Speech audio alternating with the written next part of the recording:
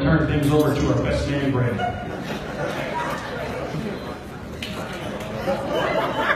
How's everyone doing? Happy Cinco de Mayo. You know, being 2018, I obviously Googled best man speak. That's what all the kids are doing these days, is Googling. I was just looking for some tips or a list of do's and don'ts, or maybe just a general outline. But I couldn't find a consensus, so I decided to just say whatever I felt like saying. There was one thing everyone did agree on, though, and that's that you should start with a joke. So here I go. I stand corrected, said the man in orthopedic shoes.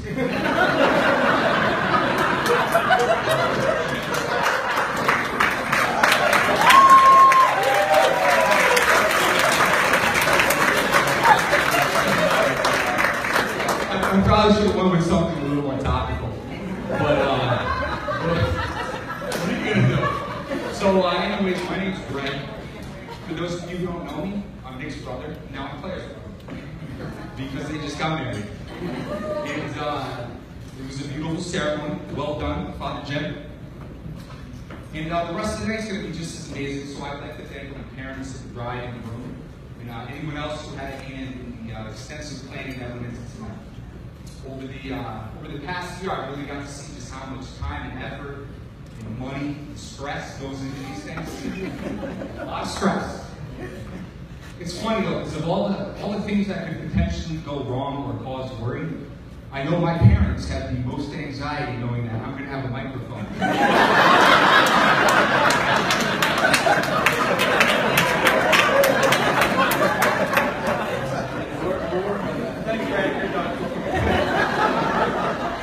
So, I don't know if anybody realizes this, but Nick has been my brother for his entire life. That's 30 years. That's pretty wild for me. I have literally watched him grow up. We shared a bedroom for what, 10, 12 years? Until I kicked him out.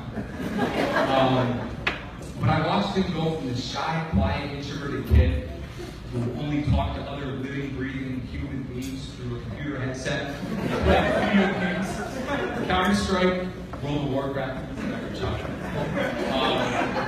but he's grown into this confident, outgoing, successful man. He just bought a beautiful new house. He just married a beautiful, successful girl. It's truly impressive. The life he's built for himself is so impressive to me that even though he's my little brother, I look up to him in a lot of ways. That's all seriousness. So lately I've been doing a lot of reminiscing and thinking about the memories that I have with Nick. And a lot of stories come to mind. A lot of embarrassing stories that I wanted to share with you guys tonight.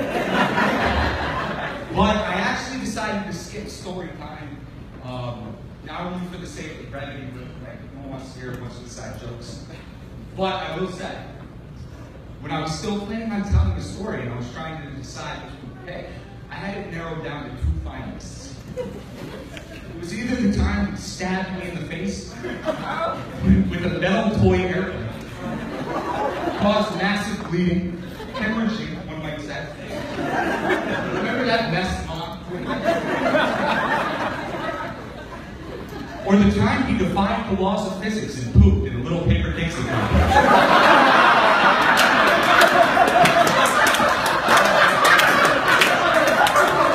No spillage.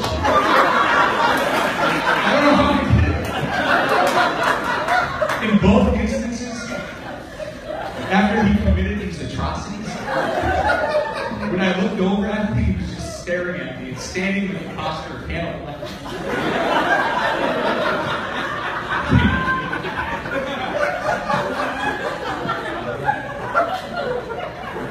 Alright, as bad as that sounds, I promise you nothing to worry about. It was decades ago. We were just really kids. And like I said before, Nick's grown up with this respectable, which you have to be to get into America. And you did. So I would like to officially welcome you to my family. But in all honesty, Claire Bear, I've certainly been part of my family for many years now. And I know that everybody on this side of the room tonight, across the board. And you look absolutely beautiful.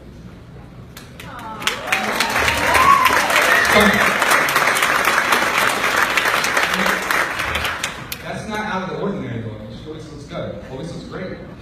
And Nick, you look like a poorly done Photoshop that combined the facial features of Mark Ruffalo and NFL wide receiver Keenan Allen.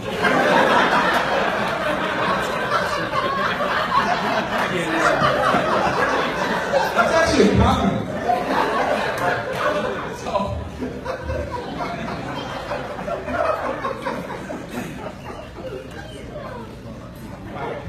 So I guess while I'm on the topic of the NFL, seems like a perfect point to end with a quick note on the New York Football Giants.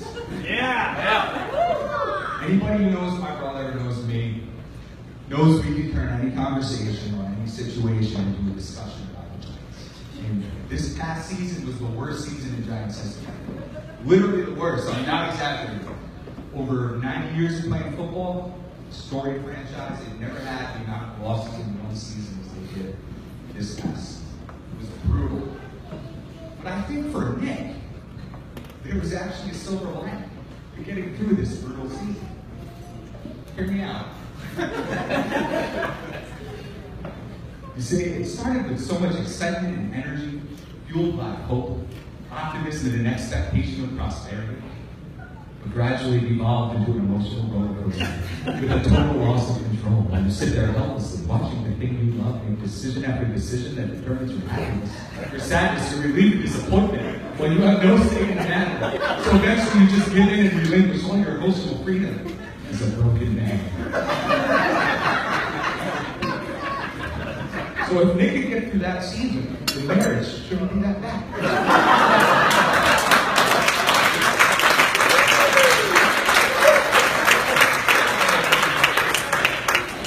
No, I'm kidding. Everybody here sees it.